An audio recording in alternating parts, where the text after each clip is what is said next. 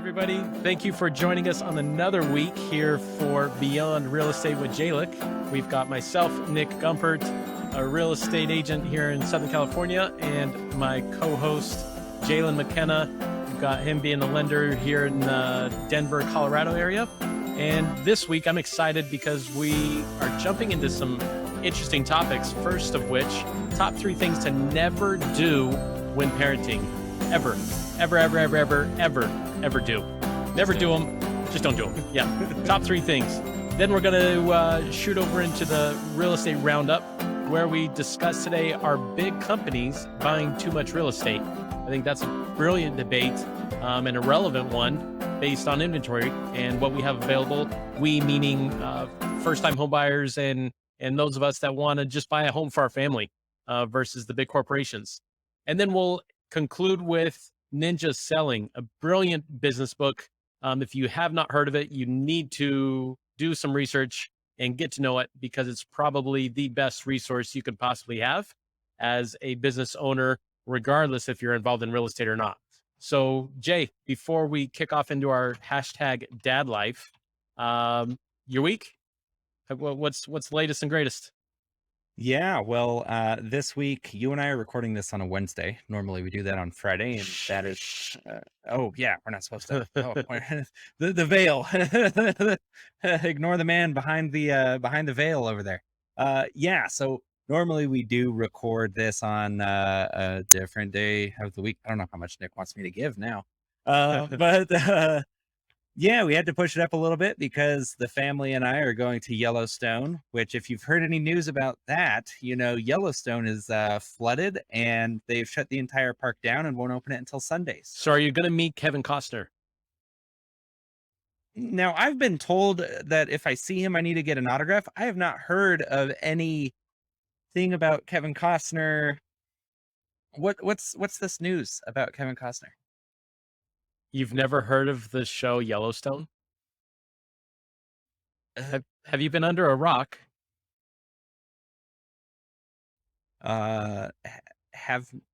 Maybe in relation to the show Yellowstone. Unbelievable. Never watched it. Have not watched it. Okay.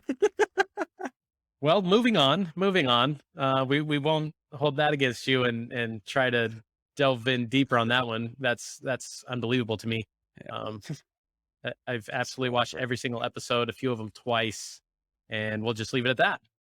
So you've got Yellowstone around the corner. So yes, as you mentioned, bump this up a little bit with our recording date. Nonetheless, I think a really good kind of agenda that we want to dig into. So hashtag dad life. I mentioned 3 things to never, ever do as a parent. Jalen, what's the first one in your opinion? Yeah, the big one that I always try to stay away from and never do is guilt trips. They are sneaky sons of snitches. Whenever you're talking with your kid or trying to explain something to them, or you do something great for them, and then you come back and bring it up. I think we've all seen this in, you know, sitcoms or whatever. Hey, I put a roof over your house, or you know, I brought you in this world. I'm going to take you, so I'll take you out too. Not going to mention who did that quote, but we all know. And so just having that kind of mentality of like, yeah, anything that I ever do for my kids, I'm going to be sure to bring up to make sure that I can leverage me being a good, decent human first, and a parent. I'm going to bring up the basic things that I'm supposed to be doing, and somehow leverage that to have my kid do what I want them to. Nick, what are your thoughts on guilt trips? Stupid. I agree with you 100%. There's no place for it, because you're trying to maneuver a conversation or a situation in your favor as an adult, and trying to somehow, like you said, create leverage against your kid who you love. Yeah, it makes 0 sense to me. I just think it's unfortunate how easy it is for some people to guilt trip. I think there are more effective ways of communicating than trying to get one over your kid and say, well, I did this for you, so you need to do that for me. Or is that really what you want to do? Uh, yeah, I agree with you 100%. Which is why it's on the short list of things to never, ever do. So I want to jump to this next one. As our kids get older, here's my number two, never, ever do. And that is pay for every single thing after your kid is 18 years old. You're doing your kid no favors by paying for, again, literally everything. I think, unfortunately, some parents think they're doing their kids a favor because they're making it easier. I would just flip that on any parent that feels like you're making it easier and say, how are you helping them grow up and understand responsibility? How are you helping them understand what real life really entails, which is money? And am I going to decide to spend my money on my car insurance or going out? And when I don't have to deal with that car insurance or my gas or my food or my this or that, and I can just use it all for going out, that's a really bad position to put your kid in my opinion. I think it's a terrible position to put your kid in. Uh, Yeah, you're also not teaching them the value of a dollar at that point as well. It definitely makes it harder for you to say, "Hey, you should be working to be putting to achieve your own goals," but instead now, um, you do have those parents that are, yeah, I'll just pay for everything, and the kid never understands what work actually means and how much work has to go into something in order for it to fully pay off, I guess is and then you get those same parents that are frustrated when their kid doesn't do anything. yeah, like why is my kid lazy?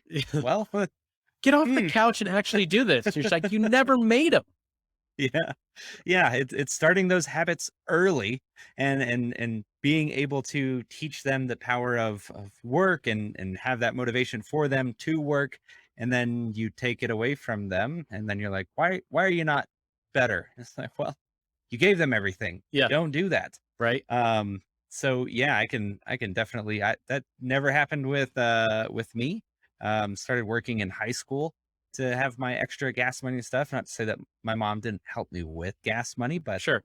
at the end of the day, it's like, yeah, if you want that extra thing, how much money do you have in the bank account? Yeah. Yeah.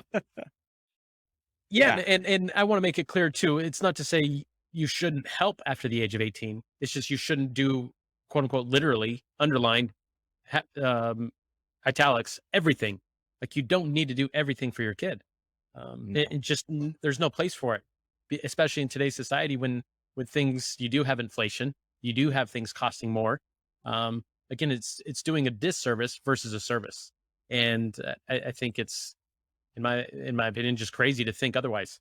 That yeah, you're doing your kid any favors when they're 25 years old, haven't had to pay a bill in their life, and now they're trying to start to figure out they want a little bit more independence from mom and dad, but they've never had independence from mom and dad. They've always been dependent for the first 25 years of their life, and now they want to try to figure something out, and they don't have yep, any infrastructure to do so. no, none whatsoever, and it makes life definitely harder in the long term too. It's that failure to launch, Yep. um, and we're not just talking about the movie that Ashton Kutcher made, No, right? Matthew McConaughey. Oh, same guy. Same it's the white guy from the early 2000s in a lot of movies. Yeah. Ashton Kutcher, Matthew McConaughey. And um, yeah, segue into number three there, Jay. What's your third one yeah. to never do? Give with expectations of receiving. So this is kind of a combination of both of these things, where depending if you're gonna be giving your kid everything, you're innately going to start asking for something, whether that's, hey, you need to start working or you need to be better in some way, shape, or form. Now, does that make, oh, do we hear an alarm? Well, pause 1 second.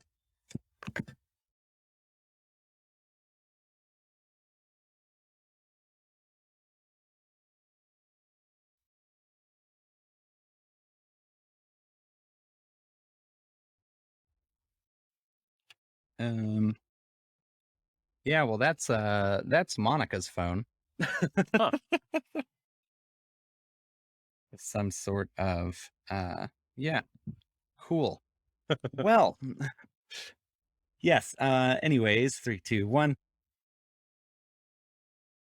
Giving without receiving. Giving without receiving.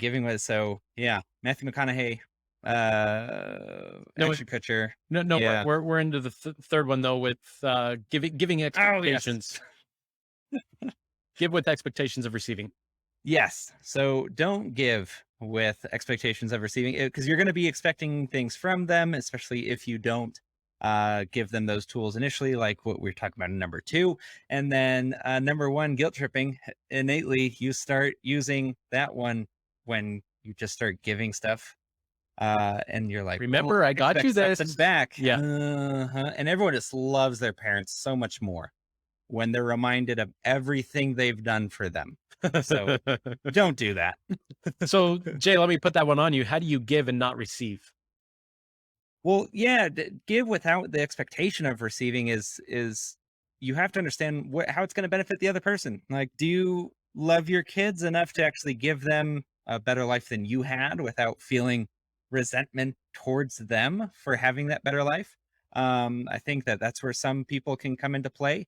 And then understanding that they might not be in a position to give back in the way that you expect them to, or they might not understand that. So before you start giving and then expecting stuff in return, have a conversation with them of, hey, if you want to have this or you want to have that, I'm more than happy to pay for it. But here's what I also expect, though. So that is definitely different than the giving and just, oh, yeah, we went out for ice cream. And then you have expectations in the back of your mind of, now that we got ice cream, you got to go do yard work or else you're a good for nothing kid. Like, goodness. So Right. yeah. What about you, Nick? What are some ways that you can kind of, that comes to mind for you in that way? Have some examples and how people can avoid that.